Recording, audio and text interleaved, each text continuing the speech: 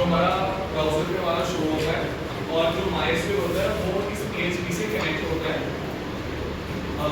For database वगैरह के लिए। फॉर एग्जांपल इसमें MySQL में जैसे क्रिएट वगैरह करते हैं या जो भी हम इंसर्ट वगैरह करते हैं डेटाबेस में जाके, वो हमारा PHP में शो होता है। और इसके बाद जो नेक्स्ट है हमारी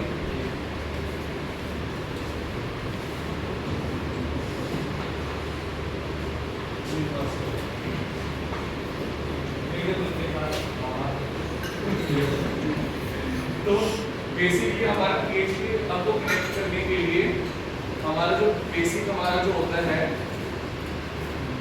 PHP के लिए PHP हमारा कैसे वर्क करता है।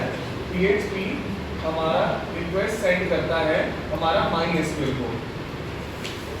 PHP में जैसे हमने यहाँ पर क्रेडेंशियल वगैरह डाली, अगर वो क्रेडेंशियल अगर सही हुई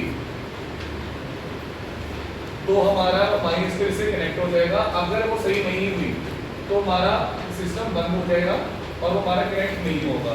सो बेसिकली इसमें हमारा ये आता है, इसमें हमारा PHP में बंद होता है, इसमें हमारा MySQL कनेक्ट होता है, इसमें लोकल होस्ट होता है, यूजर नेम होता है, पासवर्ड होता है। और इसमें अगर हमारा ये कनेक्ट नहीं होता तो वो डाई फंक्शन में चला जाता है, जिसमें हमारा कनेक्शन फील्ड शो हो जाता है और वहां पर हमारा एरर हमारा जनरेट हो जाता है। उसके बाद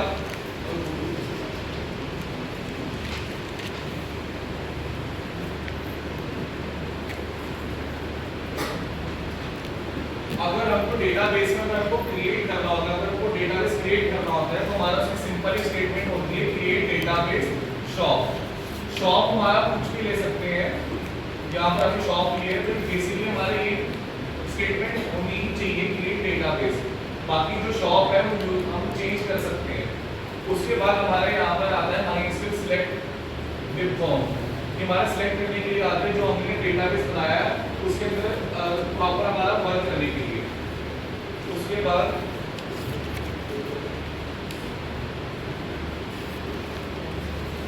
फिर उसके बाद हमारे लिए शो टेबल्स करने का आता है कि जो भी हमने टेबल्स वगैरह शो करी हैं वो हमारा शो करता है, हमारा वहाँ पर शो टेबल्स का आता है।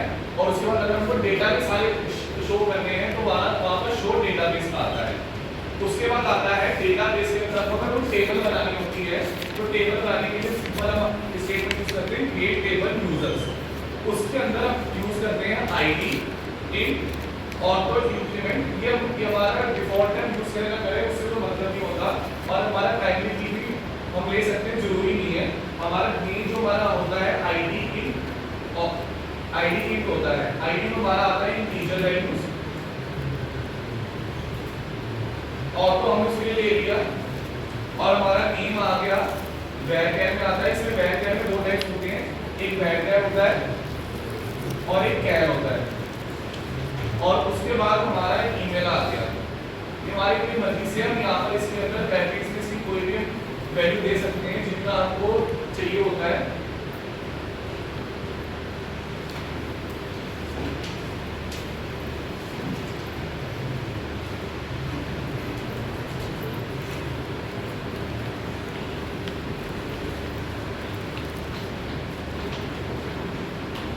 उसके बाद हमारा आ गया इंसर्टिंग रोज में। अगर हमको कोई भी वैल्यू जो हमने टेबल बनाई है उसके अंदर हमको कोई वैल्यू इंसर्ट करनी है, उसका सिंपल सा एक उसका होता है इंसर्ट इनटू यूजर्स। हमारी जो यूजर्स है वो हमारा एक टेबल बना है, उस टेबल के अंदर हमको अगर वैल्यूज इंसर्ट करनी है तो हम इंसर्ट फंक्शन यूज करते हैं। हमारा ब्रैकेट में आ जाता है नेम और ईमेल के अंदर हमको जाना है तो वहां पर वैल्यूज असाइन करते हैं, जैसे alice@example.com। फिर उसके बाद हमारी क्वेरी जनरेट हो जाती है। ये हमारे इंसर्टिंग के लिए आता है। सेम अगर हमको ऑल्टर करना होता है तो ऑल्टर करने के लिए जैसे हमको फॉर एग्जांपल कॉलम ऐड करना है तो कॉलम ऐड करने के लिए होता है alter table users add column age name. इसमें हमारा क्या हुआ, ऑल्टर टेबल हमारा हो गया ऑल्टर करने के लिए और टेबल हमारा हो गया यूजर। जैसे यूजर हमने टेबल दिया था पीछे तो वहां पर हमने ऐड कॉलम किया, उसमें ऐड कॉलम में हमको कौन सा चाहिए डेटा टाइप वो हमारा आ गया इंट और फिर उसको दे दी एज। अगर हम इसको हमको मॉडिफाई करना है तो मॉडिफाई के लिए सेम होता है ऑल्टर टेबल यूजर्स मॉडिफाई करना है, इसमें नेम को आपको var में चेंज करना है 100 डिग्री। पहले वहां पर हमारा 50 था, हमारे यहाँ पर 100 आ गया।